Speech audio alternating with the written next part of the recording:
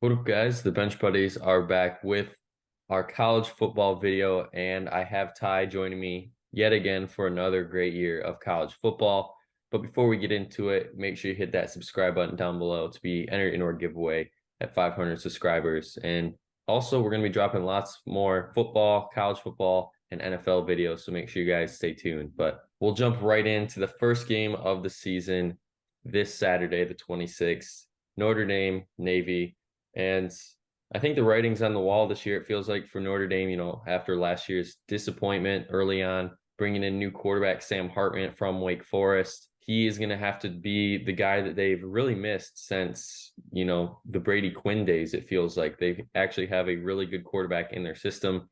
I mean, the pick, obviously, I got to go with Notre Dame here, but looking down the road when they have some bigger games like the USC matchup late in the year, will Sam Hartman be able to play with the big dogs? Yeah, I think in these kind of cupcake games like this one, that's kind of what you look for. With Notre Dame, I'm looking for is Sam Hartman going to open the field more than they could last year? Because last year they had a good defense, good running game, great O-line. They just couldn't really throw the ball down the field. But that's why they brought in Hartman. So obviously, I expect Notre Dame to win. But that's what I'll be looking for to see if they can take the next step this year. Then at 5:30, after that, when you have UTEP and a brand new FBS team in Jacksonville State University, the line is a straight pick. They don't know who's going to win in Vegas. So, of course, we're going to disagree on our first one this year. I'm going with the new team. It's only right that they win their first game at home in FBS times. So, I got to go with the Gamecocks. Yeah, I guess I'm just thinking there's going to be a lot of pressure on Jacksonville State playing their first game in FBS. I don't know anything about these teams, I'm going to be honest. No knowledge here. UTEP's logo looked pretty cool. Jacksonville State's is really boring, and it's just a pick 'em game. So I'm going to go with UTEP on the road, I guess. And then at 7 on ESPN, which you will probably never see these teams ever again on ESPN because, well, these teams are really bad coming into the year. I think in the video I ranked out of 133 teams, I think this team, both of these teams were no higher than 120. So it really should be a crapshoot game here. And I got to go with the home team, New Mexico State, because I know in the past they at least win at least 2 or 3 games a year. Yep, I agree. Now that our good friend Max is away from UMass, I can say UMass should probably move down to FCS. They should definitely consider that because they have done nothing since they moved up. New Mexico State, I think, just moved to Conference USA this year, so they're at least trying to make some jumps, and I think they'll get the win here. UMass, nothing really going right for that program right now. On Fox Sports 1, I think you have a better matchup if you're wanting to watch some better football. Ohio and San Diego State. Ohio last year was a decent team in the MAC, made it to the MAC championship. San Diego State had 8 wins. And I think this is a game of who returns more starters and stability entering the 2023 year.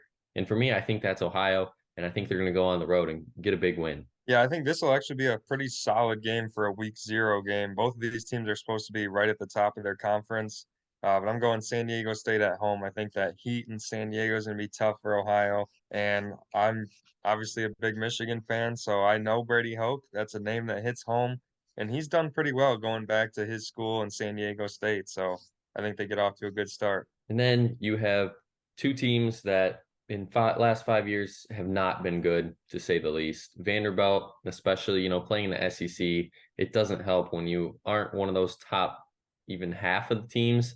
If you're in the bottom tier teams in the SEC, you're looking hopefully to get 6-6. And I think this is going to be the start to getting to a bowl game for Vanderbilt. They get the week 1 victory against Hawaii, who has been historically very bad in seasons past. Yeah, I agree. Prayers out to everyone in Hawaii, obviously with everything going on. But football wise, Hawaii was awful last year, and I don't think they've gotten much better. Obviously, Vanderbilt, probably the worst team in the SEC, but they beat Hawaii by, I think, at least 50 last year. So I think they should probably cover that 17 and a half at home.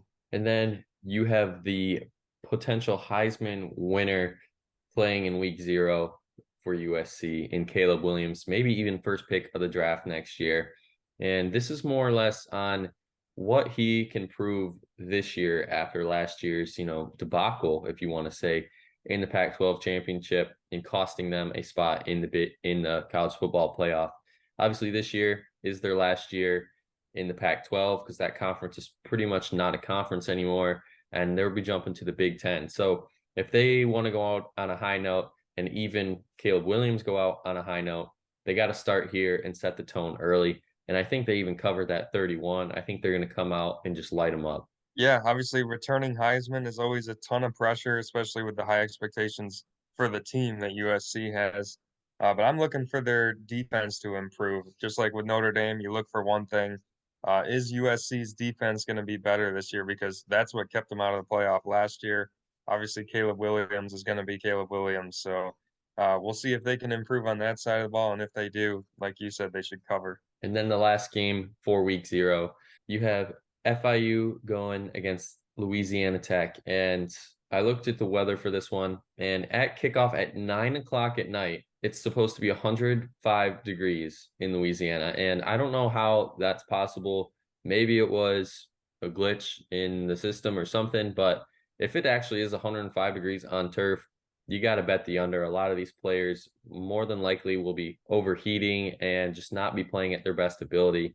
But if that is the case, then maybe I'm going to go with the upset here in FIU, just because, you never really know in the kind of wacky games. Yeah, I'm going to Louisiana Tech at home. I think FIU was pretty bad last year. Again, not too much knowledge about these bottom feeder teams, but I'm going Louisiana Tech at home to get their season started. And that's going to be it, short and sweet for the week 0 preview and picks. As always, Ty's going to be joining me throughout the weeks of college football season, and we'll even be picking bowl games at the end of the year. But make sure you guys are subscribed to stay up to date with our picks and power rankings and where we have everything college football related. But until the next time, the Bench Buddies are out.